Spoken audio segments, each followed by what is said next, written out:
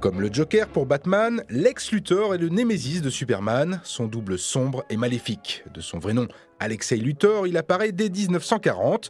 C'est un savant fou européen qui sème la terreur et désire plus que tout vaincre Superman. Tout ça à cause d'une touffe de cheveux.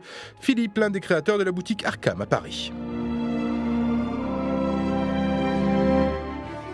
À la base, Lex Luthor était donc collègue de lycée du jeune Clark Kent à l'époque Superboy. Et au cours d'une expérience de chimie malheureuse, sans le faire exprès, Superboy lui fait perdre ses cheveux. Et c'est à cause de ça qu'il lui en veut et qui va lui mener la vie dure. Alors depuis, le personnage a été révisé plusieurs fois. Une des versions les plus intéressantes et les plus récentes en fait effectivement un personnage beaucoup plus ambivalent. Il règne un peu sur Metropolis, mais bon, c'est un homme d'affaires un peu dur, mais pas foncièrement, un peu malhonnête, mais c'est pas pire que les vrais qu'on voit dans la vie quotidienne. Et il voit débarquer ce surhomme qui du jour au lendemain retourne l'opinion publique.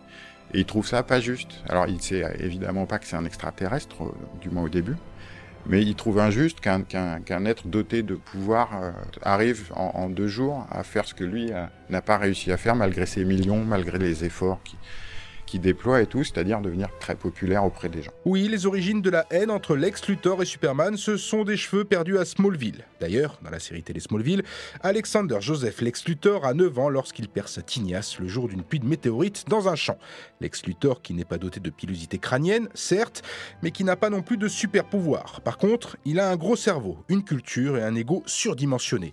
De quoi découvrir le point faible de Superman, la kryptonite, un Lex Luthor qui a su évoluer avec le temps. Julien Inverno, journaliste à Gameblog.fr. L'antagonisme dure depuis longtemps entre les deux maintenant. Et c'est vrai qu'à un moment, on en a un peu fait le tour de cette figure machiavélique, juste le méchant qui veut conquérir le monde ou qui veut juste tuer son ennemi. Donc forcément, dans les dernières années, on essaye de rendre un peu plus complexes les psychologies et c'est beaucoup plus intéressant quand on a un duel entre 2 personnes qui se respectent, qui parfois même peuvent collaborer. D'autres médias influencent beaucoup le comics. Il y a la série très populaire Smallville, donc qui raconte la jeunesse de Superman, et le Lex Luthor qu'on retrouve dans Smallville est totalement différent. C'est un ambitieux, mais ce n'est pas forcément un génie du mal, et ça se retrouve aussi dans le comics avec une personnalité beaucoup plus complexe. Lex Luthor, homme d'affaires dans sa version contemporaine, finira même par devenir président des États-Unis en 2000. Mais ivre de rage contre Superman, il finira par se doper avec un mélange de kryptonite pour revêtir une armure surpuissante afin de combattre le super-héros. On ne se refait pas.